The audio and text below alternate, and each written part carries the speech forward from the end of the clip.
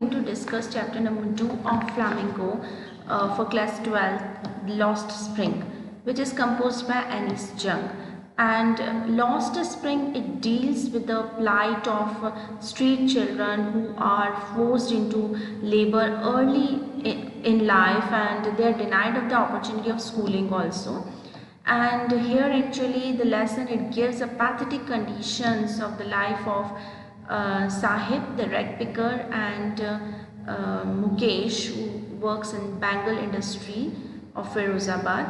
So actually for them, the main pathetic condition is their economic condition. They are suffering from poverty stricken, and mainly here the writer Anis Jung, she wants to tell us that these children who are actually who should go for school and who should get the education, proper education, but because of their economic condition, they forcefully, they are actually they are forced into labor early in life instead of going to school. And here we are going to discuss the economic condition as well as the pathetic condition of the two main characters, Sahib and Mukesh, who are denied of schooling and who used to work for money, and they're forced into labor by their parents. Okay, so let's start the chapter.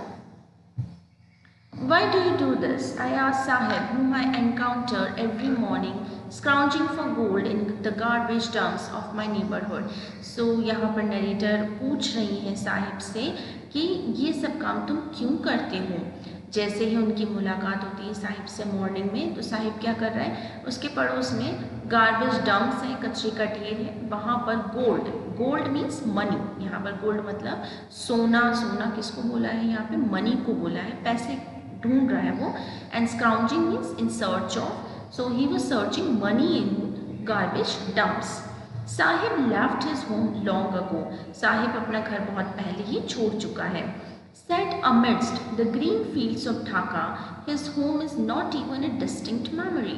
So Sahib के लिए actually जो green fields, पहले वो ढाका में रहता था बांग्लादेश में, और उनके लिए जो ग्रीन फील्ड्स हैं वो अब उसको शायद मेमोराइज भी नहीं है, वो भूल चुका है उस ढाका की यादों को।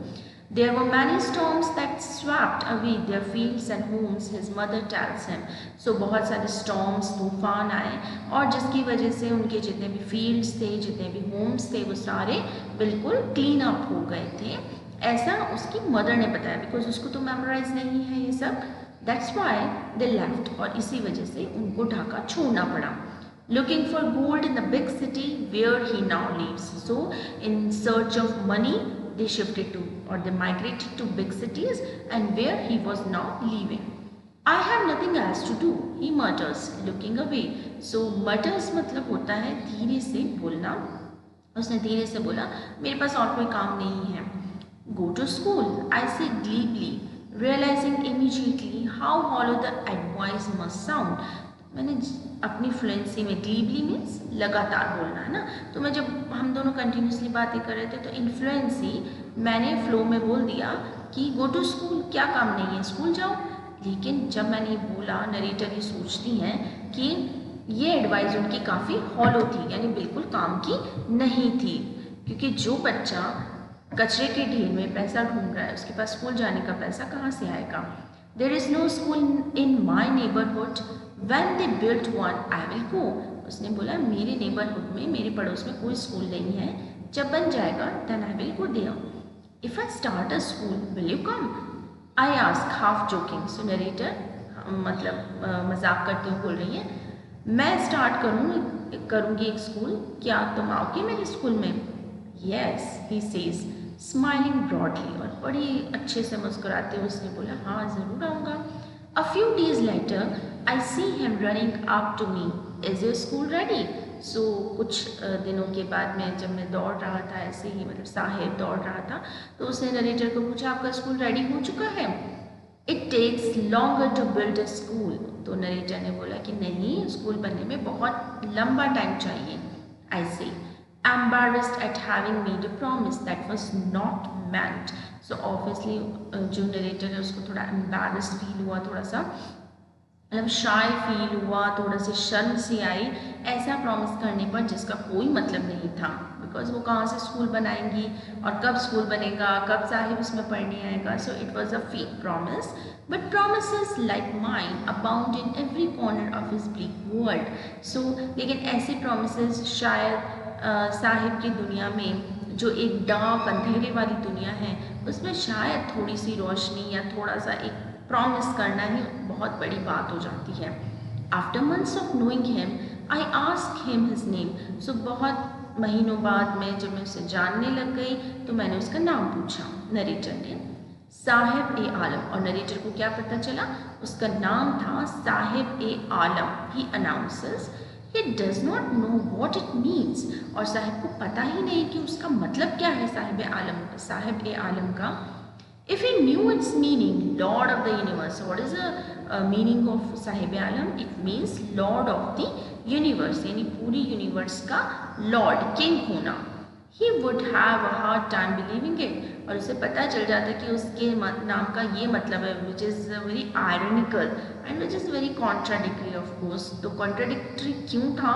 Because he was rag picker and his main meaning was Lord of Universe. So it was just contradictory.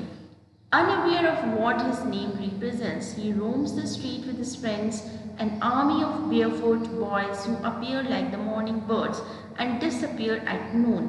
Over the months, I have come to recognize each of them. So obviously, जब उसको अगर उसके नाम का मतलब पता चलता तो जस्ट उसको कंट्रास्ट होता, क्योंकि वो बच्चा साहिब जो है हमेशा गलियों में, स्ट्रीट पर इधर उधर अपने फ्रेंड्स के साथ बेयरफुट यानी नंगे पैर दौड़ता रहता है. और ऐसे जैसे कि कोई मॉर्निंग बर्ड्स जब निकलती हैं सुबह सुबह और फिर डिसअपियर हो जाती हैं नून तक, वैसे वो सारा दिन स्ट्रीट पे घूमता रहता है. और काफ़ी महीनों तक, actually I have come to recognise each of them, जब बहुत सारे महीने हो गए मुझे उनसे मिलते हुए, तो नरेटर उन सारे उसके जितने भी साहिब और उसके फ्रेंड्स थे उनको जानने लग गई थी. Why aren't you wearing chappals? I asked one. So क्योंकि वो barefoot घूमते थे तो एक बार नरेटर ने उनसे पूछा कि आप फुटवेयर क्यों नहीं पहनते हो. My mother did not bring them down from the shelf. He answers simply. उन्होंने बोला कि मेरी जो मदर है वो शेल्फ के ऊपर से मुझे फुटवेयर नहीं उतार के देती हैं. Even if she did, he will throw them off. Adds another. उसने बोला कि अगर हम ऐसा करते भी हैं तो हमारी मदर जो है वापस उन्हें ऊपर फेंक देती हैं. Who is wearing shoes that do not match? When I comment on it, he shuffles his feet and says nothing. I want shoes, says the third boy who has never owned a pair all his life. So जब उसने ये comment किया तो उसने अपने जो पैर हैं वो शफल करने लग गया, रगड़ने लग गया और उसने कुछ नहीं बोला. उसने बोला मुझे जूते चाहिए.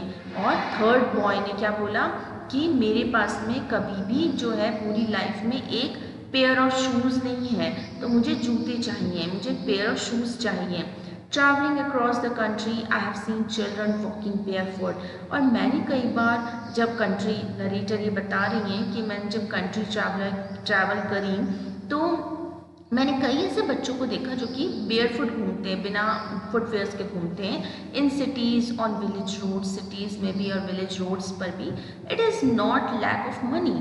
ऐसा नहीं कि उन लोगों के पास पैसे नहीं हैं चप्पल खरीदने के लिए, but a tradition to stay barefoot. लेकिन एक ऐसा ट्रेडिशन है कि नंगे पैर घूमा जाता है. सो एक्चुअली अपनी जो भी पैथेटिक कंडीशन है उसको ट्रेडिशन का, उसको कल्चर का नाम देकर इन लोगों ने क्या कर दिया, वेल कर दिया है, ढक दिया है. ठीक है, जबकि उनको सच्चाई तो सभी को मालूम है कि because of their poverty they don't have that, और we can say they don't afford a pair of shoes.